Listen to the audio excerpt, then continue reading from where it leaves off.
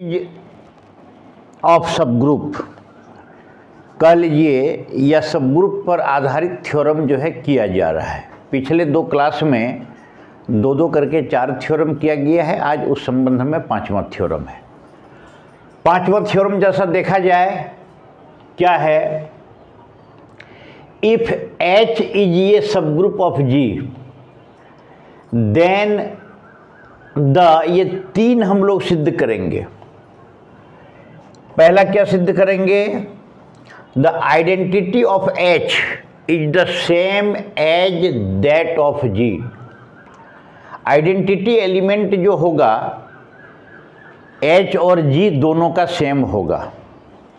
दूसरा, the inverse of any element of H is the same as the inverse of the same regarded as an element of G।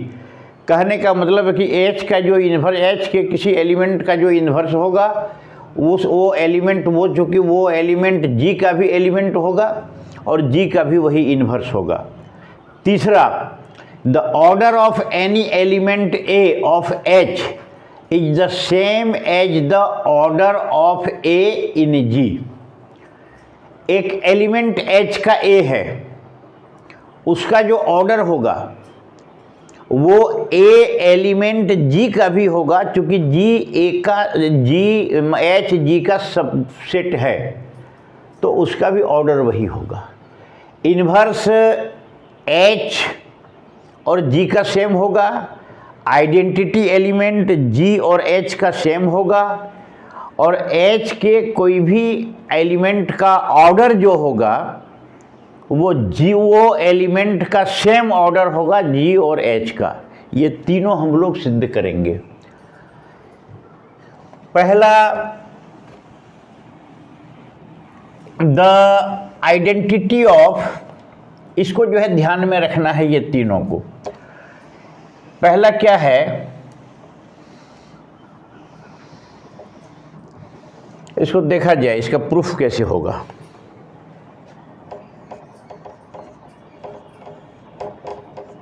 एक number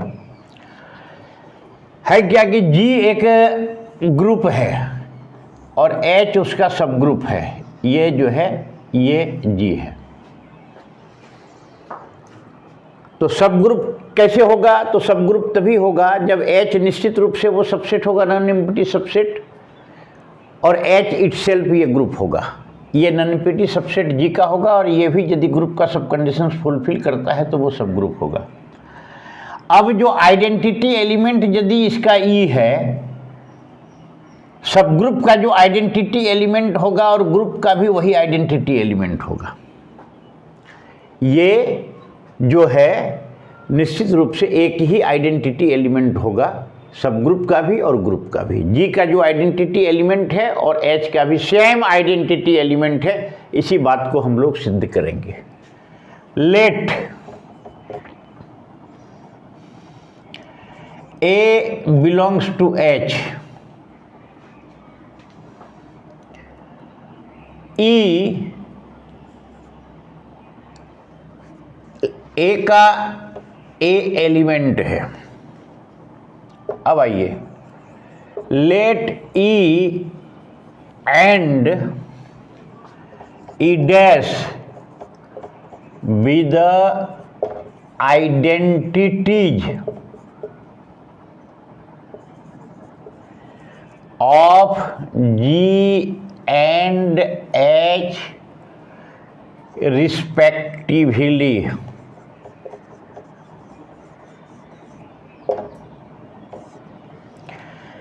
गणित में हम लोग जैसे जानते हैं फिलॉसफी का एक पार्ट है, फिलॉसफी से मैथमेटिक्स निकला हुआ है, और बहुत सारा थ्योरम हम इस प्रकार का सिद्ध करते हैं जिसमें कि उसके विरुद्ध में कोई उदाहरण नहीं मिलता। अब बहुत प्रकार का थ्योरम हम लोग सिद्ध करते हैं फिलॉसफी में, वो इसलिए सत्य मान लिया जाता है कि उसके विरुद्ध में कोई उदाहरण नहीं मिलता है।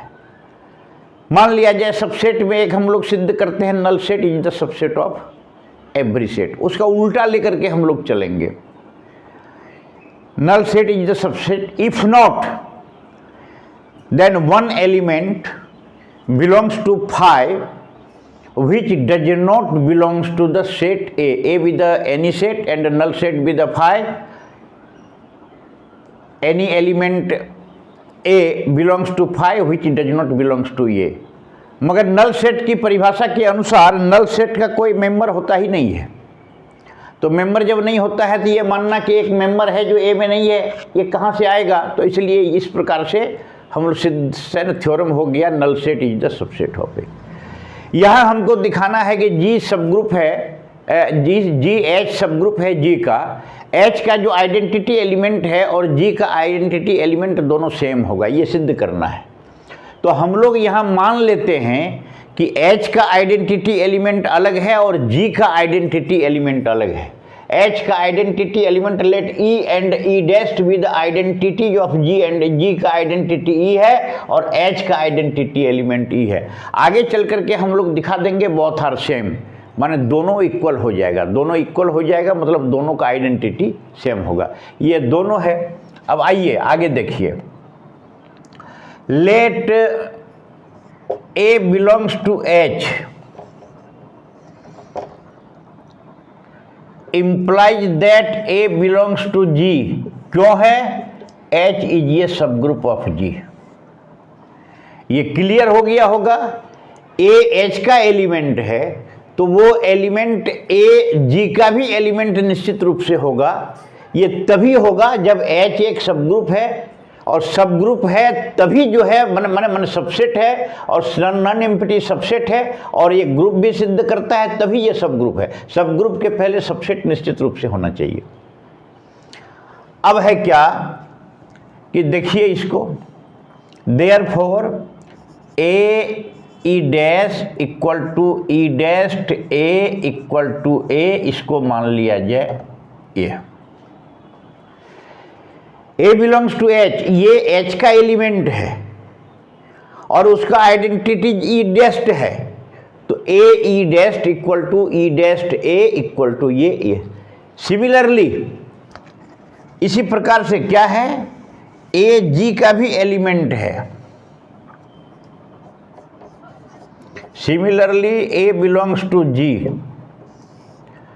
Therefore A E equal to E A equal to A, ये दो हुआ। फ्रॉम फर्स्ट एंड सेकेंड क्या हो गया, A E dash A E dash from first and second, A E dashed equal to A E implies that E dashed equal to E from ये left cancellation law, from left cancellation law, left cancellation law यहाँ apply कर देंगे। ई dash बराबर ई dash हो गया, A E dash बराबर ए ई हट जाएगा दोनों तरफ से, ई डैश इक्वल टू ई हो जाएगा। या दूसरे प्रकार से यदि हम लें सेकेंड फेज में E dash A equal to E A, इसको देखिए सेकेंड फेज में क्या होगा,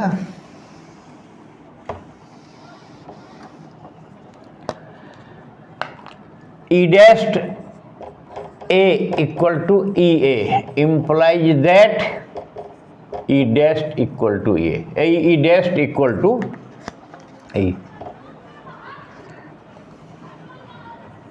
ई डैश्ड इक्वल टू ये हो गया क्या, राइट तरफ कैंसिलेशन हुआ। हम लोग पढ़े थे right cancellation law, property of group में इसको हम लोग पढ़ चुके हैं। राइट कैंसिलेशन लॉ के आधार पर ई डैश्ड इंटू ई। कहने का मतलब क्या हुआ, कहने का अर्थ हुआ कि G और H दोनों का एक ही आइडेंटिटी होगा। अगर दो मान लिया गया तो दो मानने का मतलब जो है क्या हो गया, दो मानने का मतलब है कि दोनों बराबर हो गया, हर स्थिति में बराबर हो गया। लेफ्ट कैंसिलेशन लॉ के आधार पर राइट कैंसिलेशन, दोनों आधार पर वो इक्वल हो गया। इक्वल हो गया इसका मतलब हुआ कि H एंड G दोनों ग्रुप में सेम आइडेंटिटी एलिमेंट होगा। H G का सब ग्रुप है, H का जो आइडेंटिटी एलिमेंट होगा वो G का भी आइडेंटिटी एलिमेंट होगा। दूसरा बी थ्योरम क्या था? तो बी थ्योरम था H का जो इन्वर्स होगा उसी एलिमेंट का सेट G में, ग्रुप G में उसी एलिमेंट का भी इन्वर्स जो है वही होगा। अब आइए यहाँ, अब है कि ये G ग्रुप है, H इसका सब ग्रुप है, A है, A मान लीजिए है, तो A चूंकि H में है तो ये G में होगा। Let A belongs to H and B and C be two inverses of A। A कोई मेंबर है तो A का मेंबर है, since A belongs to H implies that A belongs to G।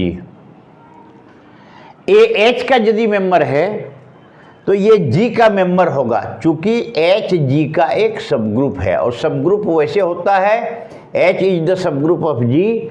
मतलब क्या हुआ, every elements A belongs to H is belongs to G। A का H का प्रत्येक एलिमेंट यदि G में है तो H को G का सब ग्रुप कहते हैं। ये होगा ही निश्चित रूप से।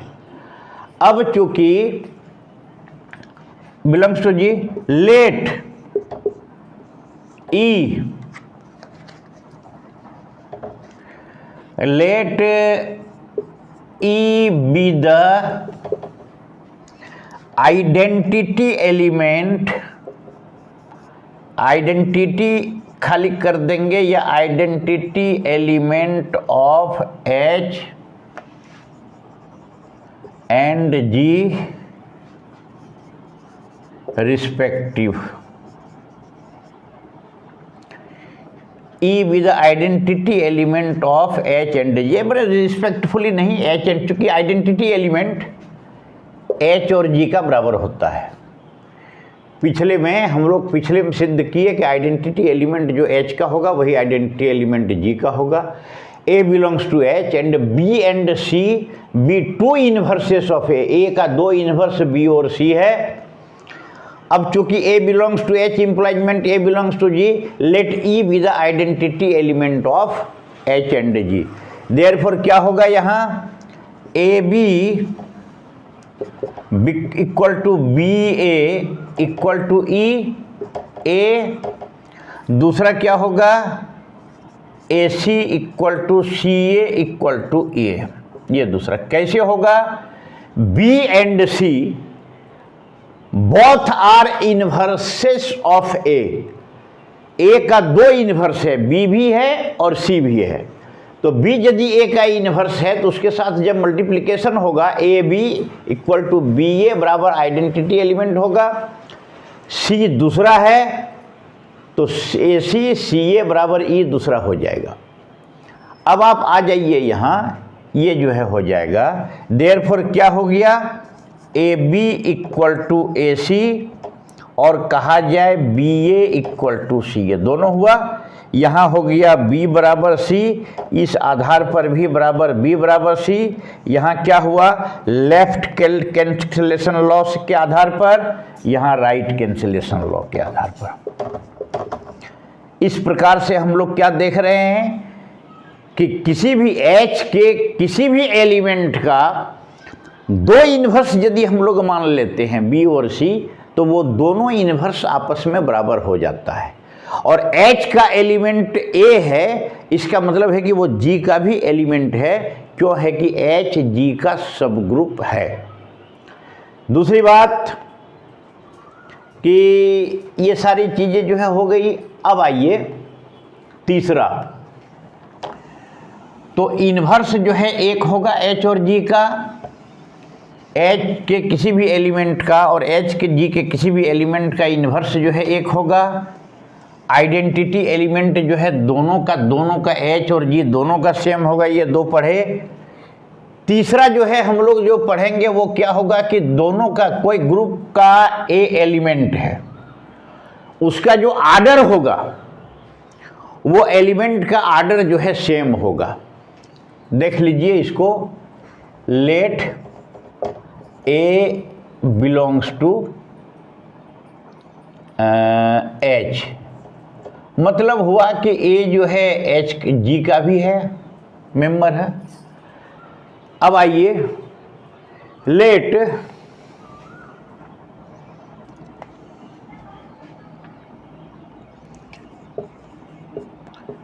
M and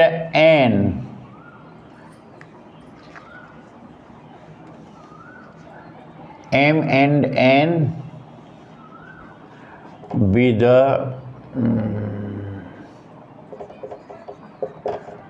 order of A in H and G respectively। इसका मतलब है कि AM इक्वल टू E एक नंबर और AN इक्वल टू E ये दूसरा नंबर।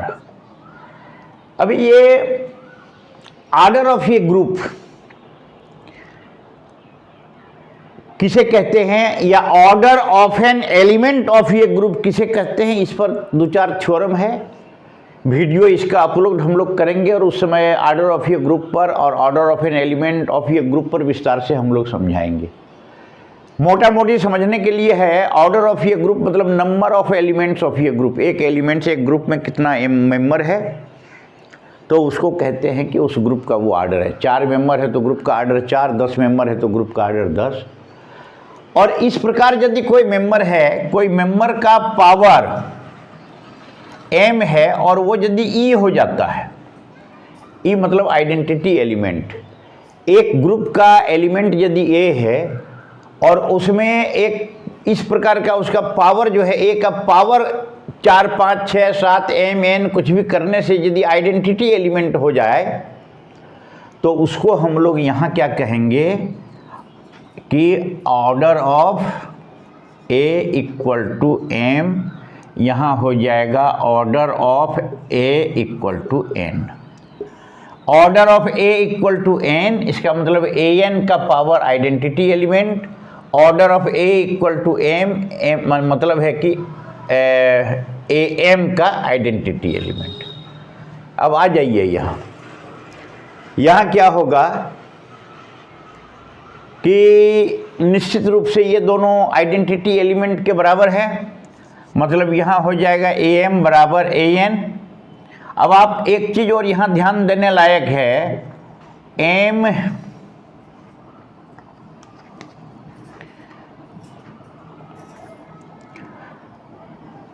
कि इतना हो गया AM इक्वल टू AN। अब आइए आगे, multiplying both sides by A का पावर -n, ये दोनों तरफ से हम लोग गुना कर दिए।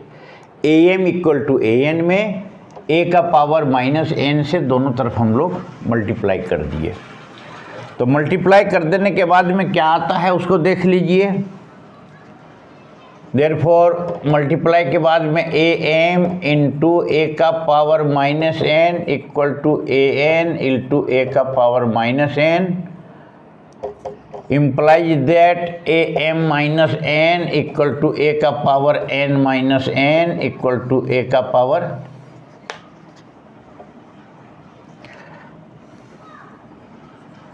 A का पावर 0, मतलब इसको E भी कहेंगे या A का पावर आइडेंटिटी एलिमेंट होता है किसी भी ABCD का X Y Z का पावर यदि 0 होता है तो आइडेंटिटी एलिमेंट हो जाता है। इम्प्लाइज दैट क्या हो गया, M minus n equal to 0 और I जो कह लीजिए, इम्प्लाइज दैट M बराबर n। m बराबर n जो है क्या हुआ, इसका मतलब order of a equal to m, order of a equal to n, ये दोनों बराबर हो गया। एक का ऑर्डर m मान लिए, दूसरा का n मान लिए, दोनों का ऑर्डर बराबर हो गया। तो इसीलिए ग्रुप है, सब ग्रुप है, और सब ग्रुप में यदि कोई है कि उसका पावर, तो a का पावर जो होगा तो वो h में a का पावर होगा, g में h का पावर होगा, और दोनों का पावर जो है बराबर होगा। आज के दिन में इतना ही, और कक्षा यहीं हम समाप्त जो है कर रहे हैं। नेक्स्ट डे इस पर जो बचा हुआ है सब ग्रुप पर कुछ थ्योरम, तो नेक्स्ट कक्षा में हम लोग जो है ये सब ग्रुप जो है हम लोग करेंगे। आज जो है इतना ही।